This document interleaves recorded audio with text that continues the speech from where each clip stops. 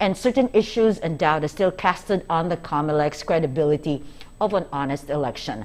Now, ladies and gentlemen, please welcome in our studio today the regional election attorney, acting city election officer of Oroqueta City, my very good friend. Ladies and gentlemen, please welcome Attorney Gina Luna Zayas Sabia. Hello, attorney. How are you? Hello. Good morning. Thank you very much for gracing this program. Of course, in a short notice, you came to the studio to give us this appearance and guesting for this show. Now, moving on with our, can we move on with the people is asking, number one, people are asking the citizens is, okay, people are asking, is voting important for citizens? And that is the primary role of the citizens to vote, because they have to exercise their right for that.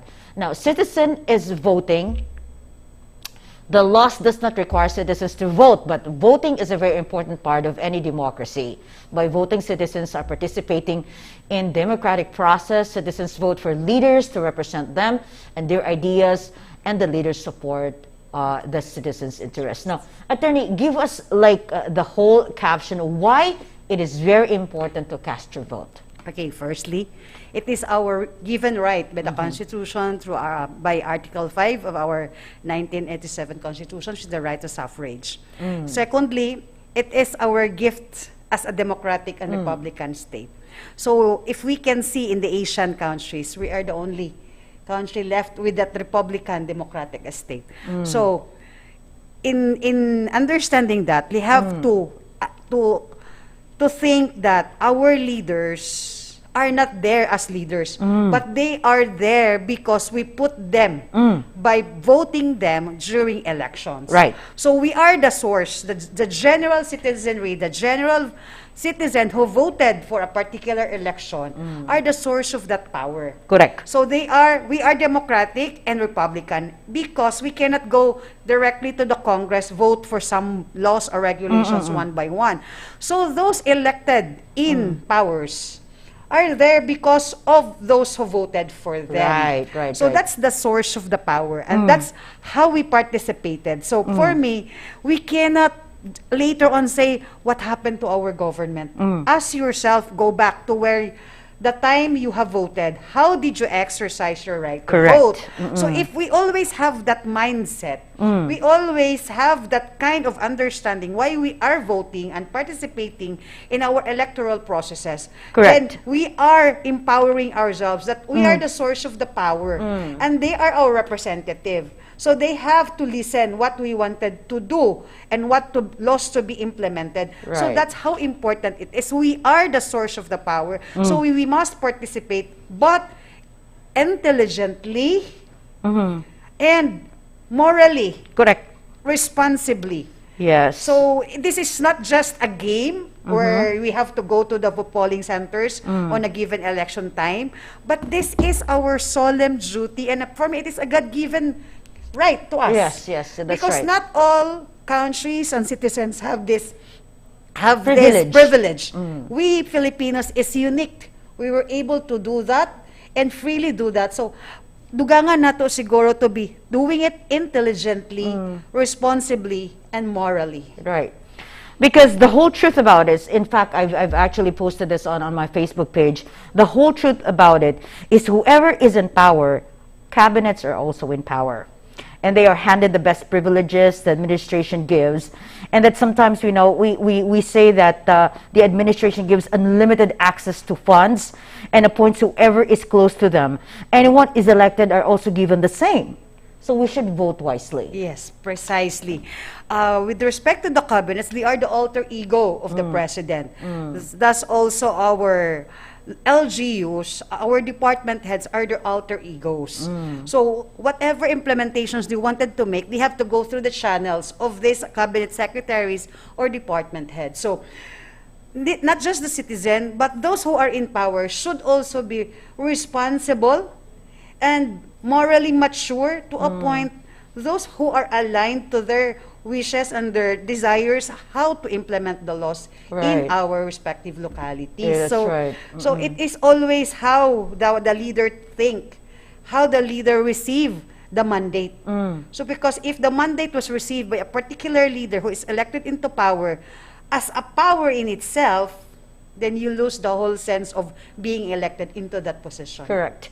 And given that biggest power that you have in your hand, you know, acting as the executive chief of the military, can you imagine that the commander-in-chief of the military, the significance of that, the elected person in power, especially the president, should know and have the knowledge in militarization and of course how to lead, because this is very important to protect the security of the republic. And sometimes, you know, we incapacitate some of these candidates who are being voted. It's because it is not far from the truth, and it is a reality in check that vote buying is still here. You know, this is in the presence of, and it's been in the election for many, many years. And it's like, when you cast a vote, some votes are actually being bought. And why the person is there, sitting on that position because of the vote buying. Now, that's definitely what's happening in the Philippines now. And some have casted so many doubts about the COMELEC, you know, the integrity, the honesty of the COMELEC itself. How do they do the process in counting the votes? And some would think and accuse COMELEC. Now is the time that we have to settle these doubts. In fact, because the election is upcoming now on May 22, in May 2022. So we need to assure the people, you know, how do we assure the people that the honesty and the doubt should not be there when the COMELEC, you know, engage in this election time? Okay, firstly, let me address the issue of vote buying. It is an endemic, if we say so. It's the cancer of our society, but let me remind the people that vote buying is a two-way process. It takes always a buyer and a seller. So we have always been bombarded with this question, how do we stop it? So there's always simple answer I can give. Firstly, let me ask you, citizen of this country, who give money or who buys and who were bought? For me, it is a moral decision. Yes, it is. That it's time for us to say no. Correct. It is not just a sole responsibility of the commission. Correct. The stakeholders, the PNP, the army, and the whole government to stop it. It is ours. Correct. It is not just you, me, but it is a we. So it is a decision that it takes no prosecution. Correct. Because we can always prosecute violators, but can we convict? There is very, very little statistics as to conviction with regard to vote buying, because it is a very private offense. You have to have established that the money used came directly from the source, who is the candidate or his alter ego. Correct. But we all know money changes hands. Correct. And it can be done in so many ways. So the best way to stop it is not to tell you to stop it, but for you to say, I won't accept money. I will not be bought. I will not be vote. That my vote is not for sale. Correct. So that's number one. Number two is, let us be responsible. Because our politicians or leaders of these politicians who are running in a public position won't be doing that if there are no willing sellers of this commodity. That's true. So it is a moral decision. It is a conviction for everyone to say no for that kind of act. And we can stop it. Because it will take a battalion of armies or police. Correct. As long as To stop it. And it is a private offense. It can be done now that we are in a very advanced stage. We don't have to go directly to actually give money in cash. We can do it in so many ways. And So, there are no paper trails. yeah, there's no paper trail because there is no document that Yes, you're being signed that you were given this Yeah. particular money So, and all that. You can always say, I did not know it was for that. It is for some obligation. You can or always whatever. deny the charge. Yeah, so that's why we have a very scarce statistics as to the conviction with regard to I that. mean, I understand that the COMELEC has filed some. You know, there are cases that you've filed some, but it's not going to be very successful because the fiscal decides whoever is convicted or not. And then, aside from that, you need to present Evidence. not a circumstantial evidence, but a substantial evidence, therefore, that this was given to this person, the source was this one. And it's a long, you know, holding of who got one and then passed to this person and passed to this person. I mean, it's a very long story to tell. Along the way, it will lose its koan. The purpose, the purpose was for buying votes. That's right. But how can we tell when there are so many reasons that money exchanges? Yes. So for me, there's no need for prosecution. There's no need for so much people to do it. The court, the fiscal, the police, the COMELEC. It's just say no. I think it's a personal conviction itself. Yes. You need to be convicted and think about yourself that I do not want to accept this money. I don't want to be bought, and you need to be very critical in your decision. And being wise is not a mistake. Yeah, because I would like to think of it na people think it is correct or right because everybody's doing it. Yeah. But there's one truth I always believe: no matter how many or no one doing the right thing, it is always the right thing. Correct. Even if 100% are doing the wrong thing, it can never be right. I think it's for me as a personal experience. I have never had received anything. Maybe because I'm from the media. Yeah. And nobody wants to give me money because they're scared. Yeah, because they will be divulged to the public on doing that. Yes, But- like who gave this money? And then I will make an investigation and they will get caught. Yeah. So the thing, it's better for me, like, you know, nobody would even invited me to be a part of this, you know, this party or this political party that I'll be aligned in this, and to make sure that I was supporting this candidate. I think it is very, very important as a media practitioner to really stand on a firm ground wherein it is your conviction, whoever is right for the position. Yeah. I mean, I've been in the media for the last 30 years, and I've known so many politicians already, and the credibility now, and I think we know who is truthful, and we know who lies a lot, you know, the personal character and the attitudes itself. I mean, it is very, very important. It's very critical for me to really cast my vote wisely because I know it would mean the future of my children's children. It's our future. And our future. And then the next future and the president itself, the security of the republic. I mean, it's very, very important. Look at what happened to Ukraine now. Very So sad. Very sad, you know. And then this wars is going to come in. We're just a small republic compared to them. You know, that's why it's very critical to really think and understand whoever is in power controls the nation. Now, the thing is sometimes, you know, I went through the qualification of the president, and it's not much for the requirement. Yes. And then I was very amazed yesterday because I was reading it. No person can be elected president unless he's a natural-born citizen of the Filipino. Okay, that's number one. A registered voter, able to read and write, just able to read and write. Can you imagine? So anybody can be president, and a boxer, a comedian, a basketballist, or anybody from the sports, anybody can run for presidency regardless of the status of education.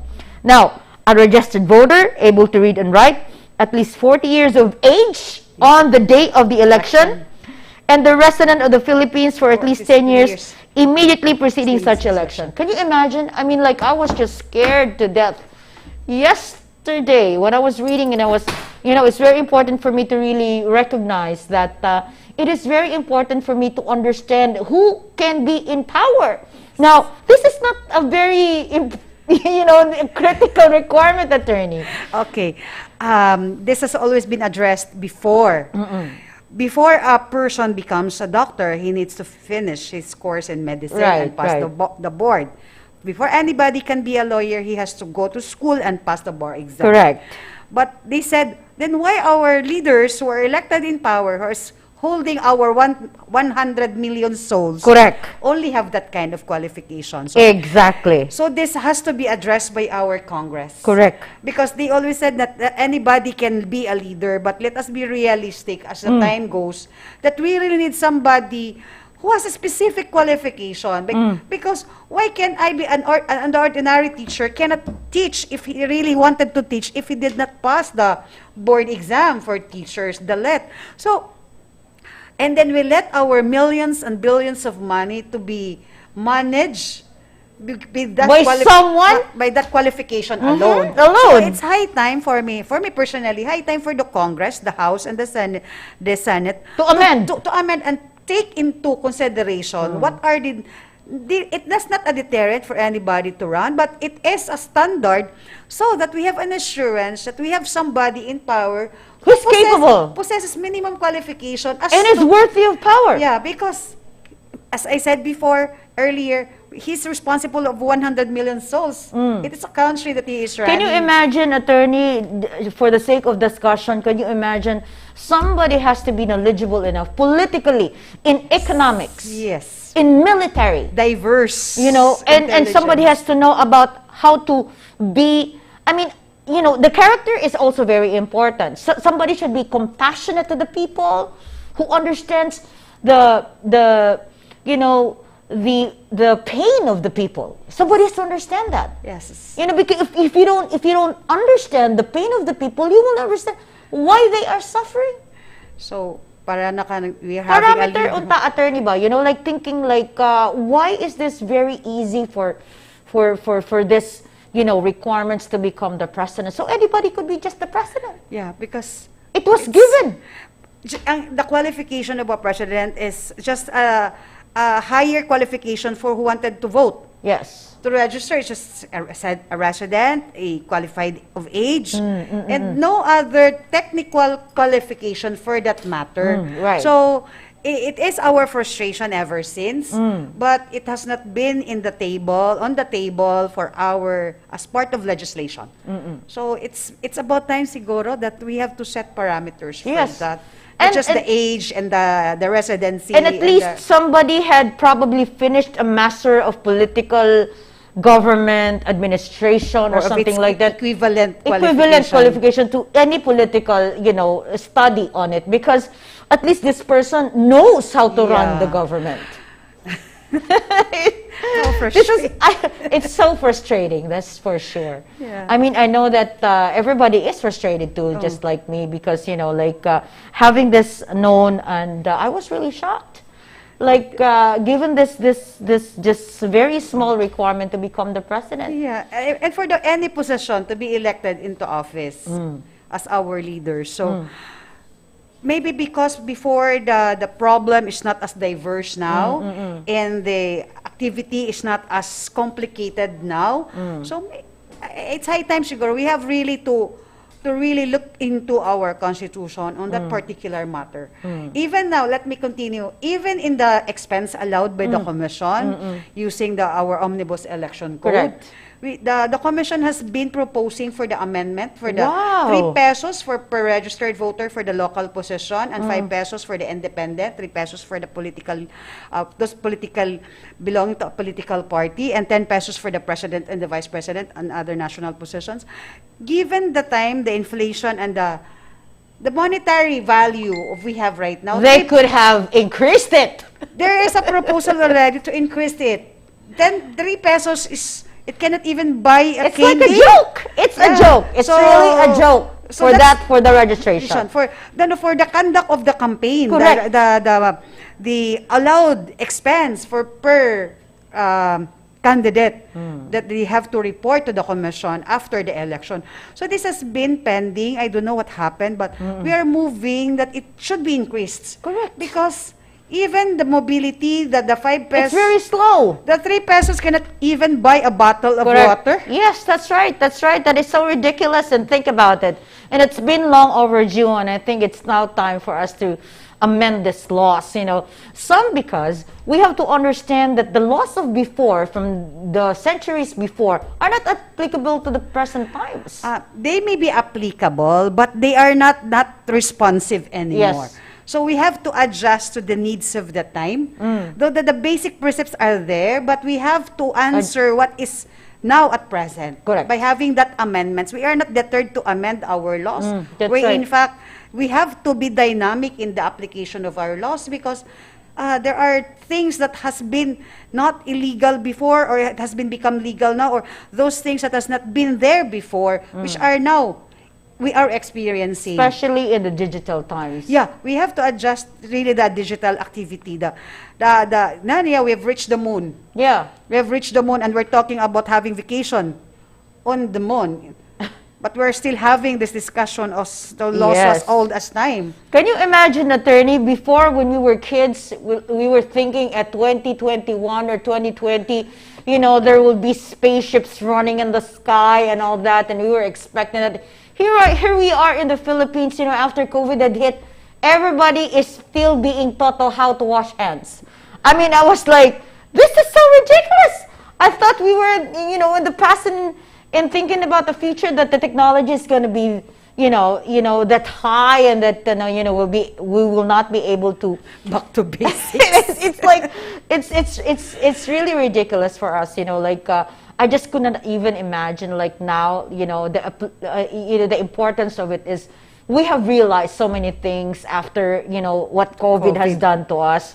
And then some laws, you know, in fact, I'm very grateful to the President for the Bayanihan Act, because that law actually would, the presidential decree, at least he initiated that for him to be able to respond directly to the people. Because if we would wait for legislation to actually act, it would take forever. Because you know why? It has to be approved by the Congress, then passed to the legislative body, which is the senatorial, you know, body, and then it has to be signed by the President.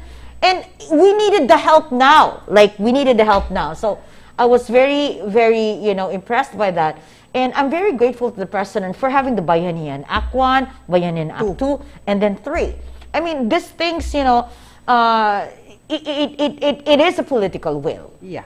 I think it's the political will. An iron will. An iron will to implement these laws. And able to respond in the current situation that the country is experiencing. Now, as we come back, ladies and gentlemen, we will be pausing for a quick break. And Attorney Gina will actually give us all the details, you know, the truth, and, of course, some discrepancies that he thinks cannot be performed now with the current situation of the COMELEC and its machineries. And we will be discussing more about, you know, the integrity of COMELEC now and why we are assuring the people that we can do an honest election as we come back. We'll be pausing for a quick break. Stay close.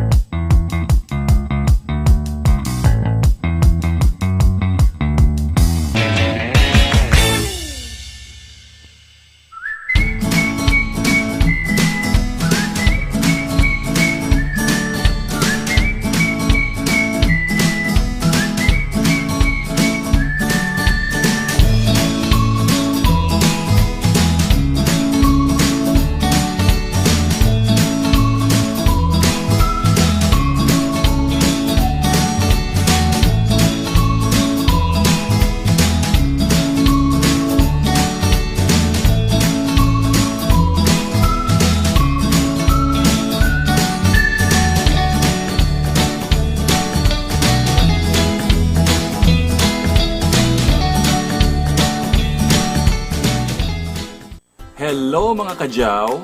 Ni ay mga simple nga mga pamaagi aron makalikay kita sa COVID-19. Manghugas kanunay sa kamot gamit ang sabon ug tubig. Kung walay tubig ug sabon, mag-alkohol. Magsuot kita pirmi og face mask ug face shield kung mugawas sa balay. Ilabi nga kung anaa kita sa mga pampubliko nga lugar. Kung walay importante nga tuyo, magpuyo lang usa kita sa balay. Kung mahimo, wala usay pasudlon nga mga bisita. Kanunay mag-obserba og social distancing. Wala usay maglamanuhay og beso-beso kung makita nimo ang imong suod nga higala. Kini nga mga pahimangno, hatod kaninyo sa Jao TV. Amping mga kadyaw!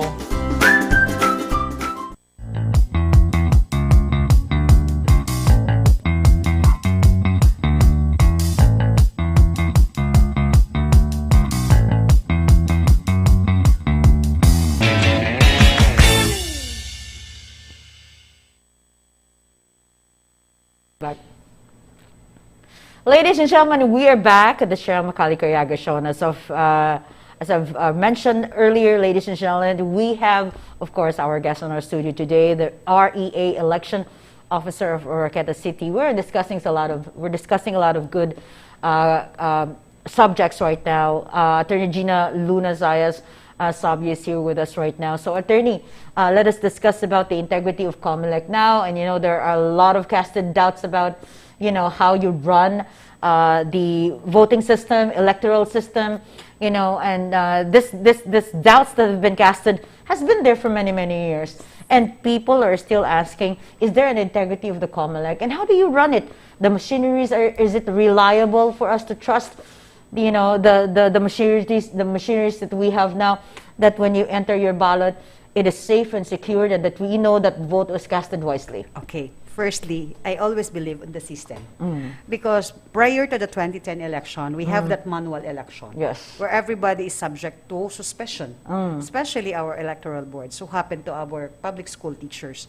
But when 2010 came in, from then on until today, until May 9, 2022 election, we have that electronic kind of election. It unburdened all our electoral boards from the start of voting, from counting, from tabulating, and transmitting. Right. So it can happen at one point only, using the machine.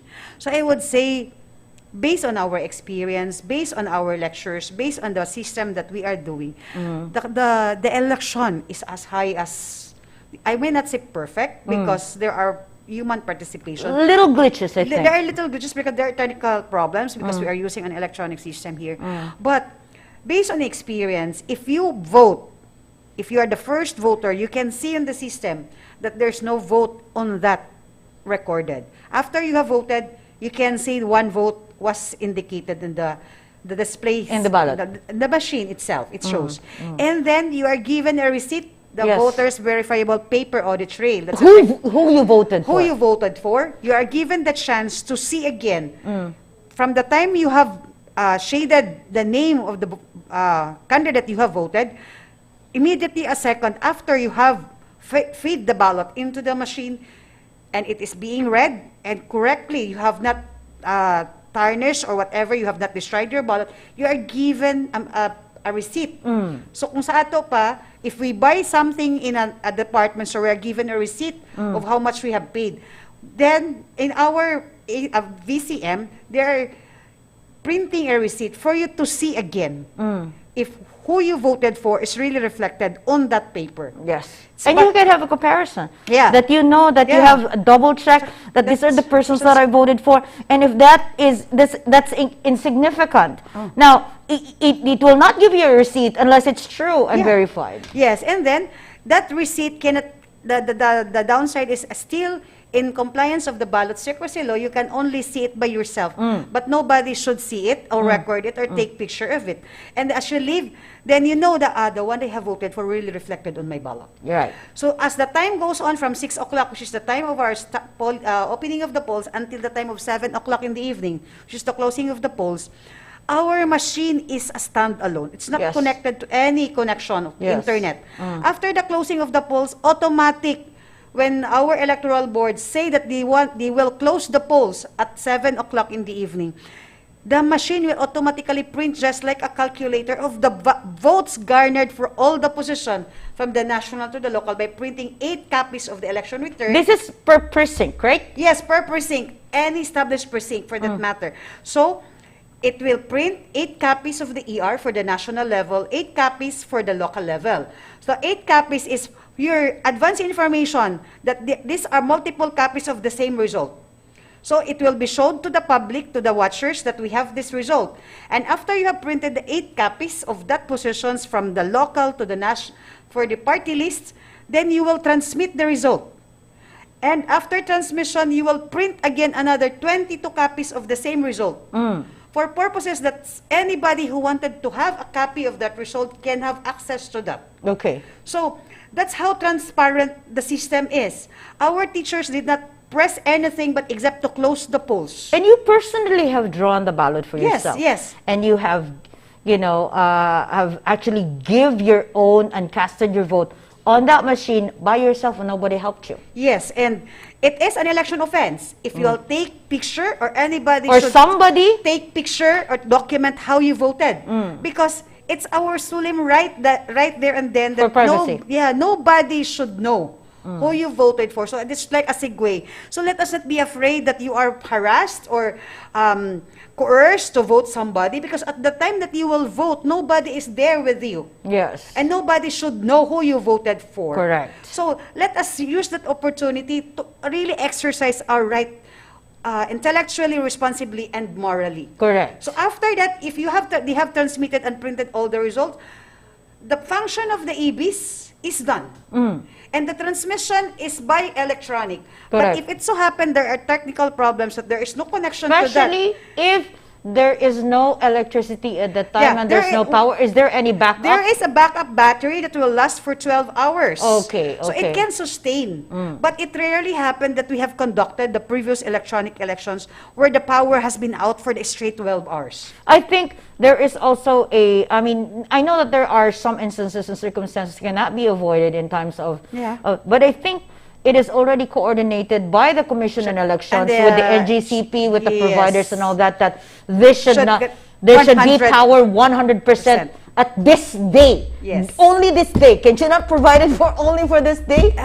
If there were brownouts or blackouts that happen, it is not because the NGCP has lacking power supply, maybe, but there may be some other fortuitous event, Minor probably, event or other event beyond the control of anybody Correct. else, which we cannot avoid. But maybe it's less than 1% or 0.1%, but all throughout, from 2010 until 2019, we don't have that kind of brownout. So we were able to transmit. And if you happen to be in the canvassing board, the board is there just waiting for that sign, that green sign for each precinct to light. So we have the red, the yellow, and the green. The red is no transmission yet. If it is yellow, there is partial transmission. And if it is red, it's fully transmitted for all that precincts. So there are, in a barangay, there can be 1 or 2 clustered precincts. Okay. So if it is fully transmitted, it will turn into green. Then we can monitor time to time how many had been transmitted. And if it is completely transmitted, then we can complete the canvas report and print all the necessary documents and automatically proclaim the winner. Correct. So what happened then was simplified. We don't have to have tabulation. Yes. We don't have to have Manual tabulations to manual the effect, tabulation. yeah. But even now, the board of canvassers are sometimes bored waiting when is that light turn into green. For us, because there were problems of those who cannot transmit really because there are no signals. So we have to wait for them to come near to us, the BOC, and automatically transmit, or they can manually upload.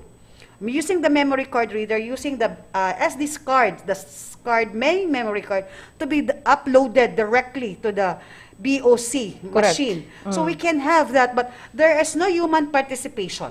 With This respect is to all machineries. Yes. Okay. So electronic. that's why do I discuss that exhaustively? To show to the public that COMELEC is there doing everything to protect your votes. Yes.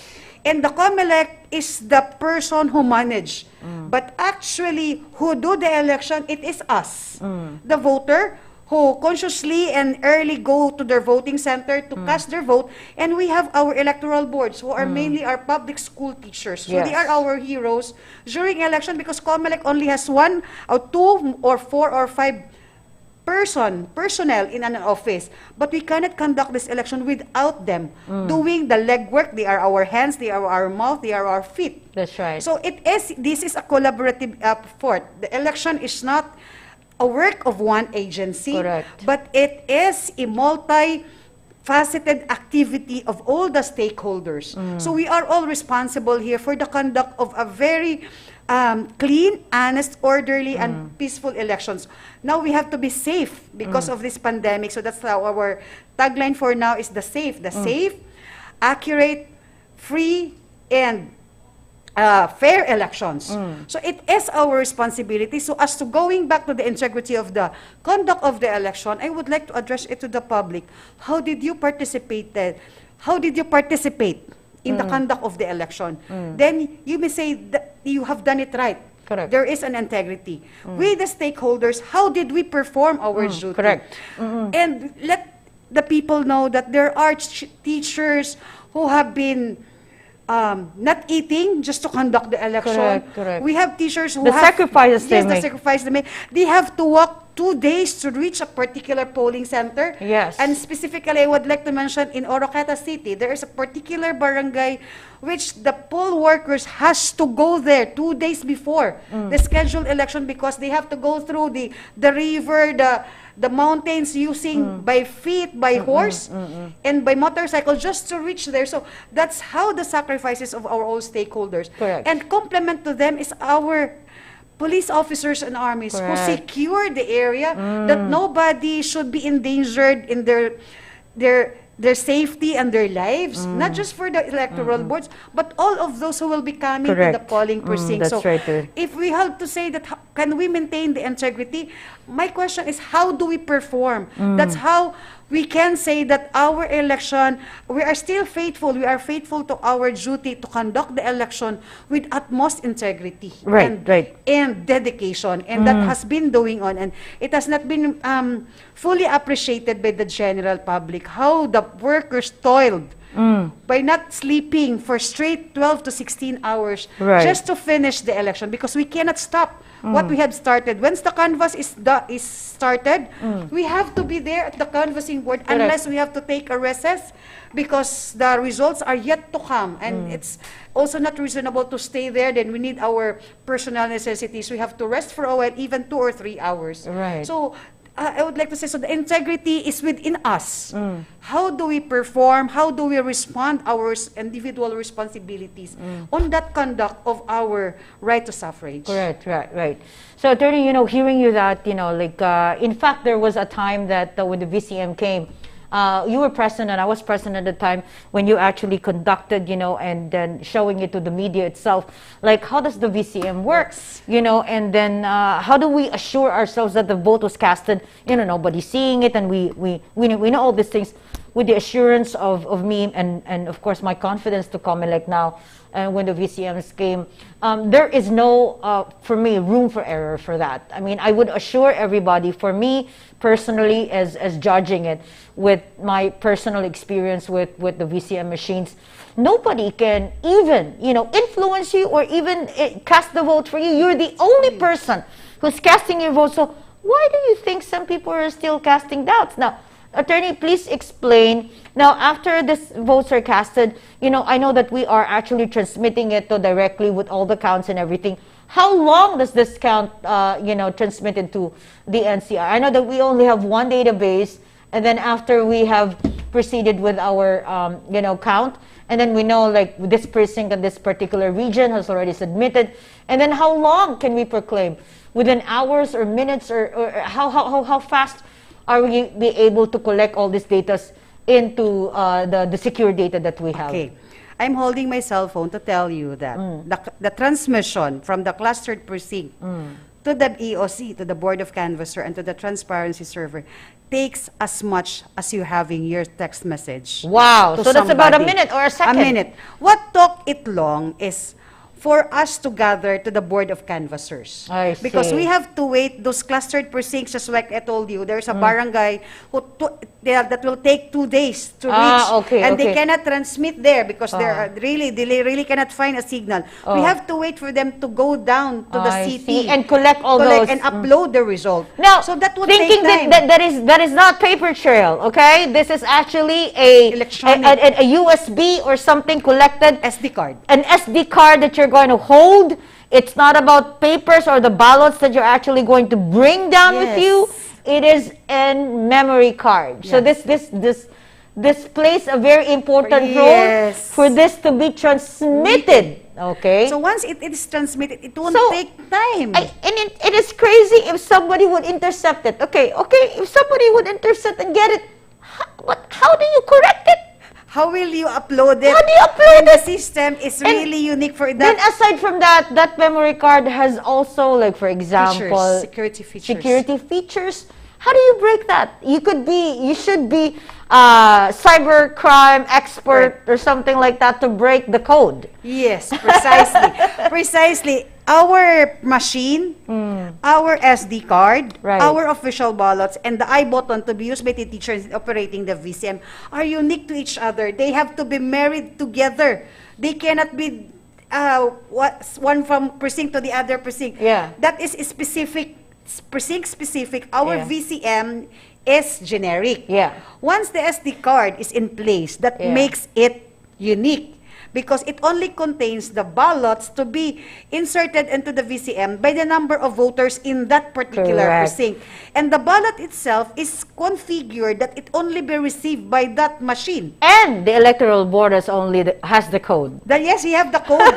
So, And the person that's actually entering the code is the electoral board itself. yes. So when you bring the code, nobody can enter that specific memory card to the machine or the data system unless the person itself Gives it. gives it or holding the memory card gives the code. Yeah. Okay. So we know now whom to ask what Yes, happened. yes, exactly. So that's how fast what took time for us is we have to wait all the results to be gathered Correct. to proclaim. Yes. But based on my experience, granting there are no glitches with respect to the technical problem of the SD card or Right. the VCM, if the election is today and the closing of the polls is 7 o'clock in the evening, my experience in Valencia City last election, Monday is the election, to 11:30 in the morning of Tuesday, I was able to proclaim all the winners of Valencia Wow. City. See, So- that's how great it is.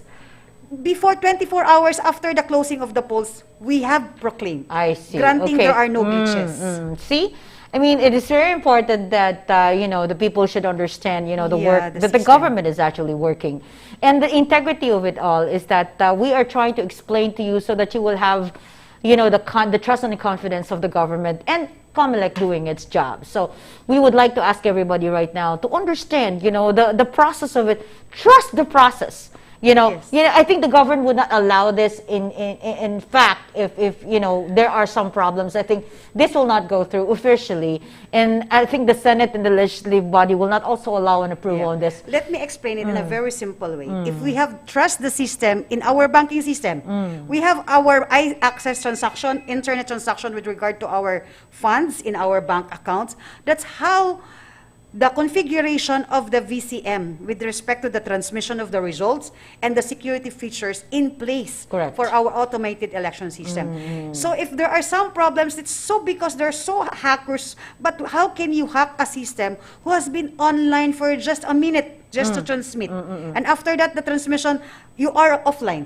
Correct. So if we have to hack something, it has to be online for a long number of hours or days. Right, So that's exactly. how, if we were able to trust the banks in our money, in our banking transaction using the internet, this is how our System election system works. So, Wow. so maybe that has not been explained properly to the general public. That's why they're having these doubts. Yes. But if you have trusted the system, even in the use of our cell phone, if we can, it does not happen to anybody. When I said I love you to somebody and it will be received, I hate you.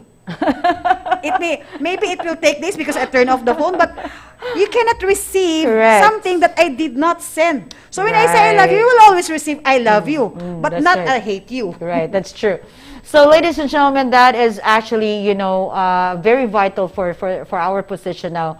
We're very grateful for the Commission on Elections, to come here with the representation of Attorney Gina Sabio to give us, enlightening our minds and our thoughts that, the assurance of why is it very important to trust the government in running the elections. So with this mind and thought, I'm actually asking all our televiewers now to understand and to be very sure of what you're doing, especially before you vote. You have to think in a very critical way. Do not be bought. Do not receive any money from anybody to influence how you cast your vote to the person that is worthy of power and the position. So any last words, Attorney Gina, before we proceed? Okay. Thank you so much for this opportunity, Ms. Che. And in behalf of the Commission on Election, Region 10, we're so grateful for this time that we were able to reach out as many as we can, not just limiting to the provinces of Region 10, but all throughout who can see and access this program. So we'd like to thank now our partners in the conduct of the election, especially that we are having this almost month-long training for our electoral boards. Our teachers, if you happen to know, are on the ground in our training hotels for them to be equipped, not just knowledge, but efficiency in how to use the machine and how to make it really accessible to the public, so that we will be having poll workers who has knowledge, who has the competence, so that everybody will be assured that we will have an orderly, peaceful, and credible election. All right, thank you very much. Thank you, Attorney Gina Sabio. And of course, ladies and gentlemen, thank you everyone for all our televiewers right now. To all the 24 municipalities support 2 component cities and 80 barangays of Cagayan City, Chyrel Macale Cariaga Show has been thanking everyone, all of you, for gracing the show and of course watching today. Until next time, until Saturday again, that's 9 to 10 in the morning. And always remember this, that do not ask for what the government can do for you, always ask what you can do for the government. So be a good citizen and of course vote wisely. So this has been your host, Chyrel Macale Cariaga, for the Chyrel Macale Cariaga Show. Have a very wonderful time ahead of you.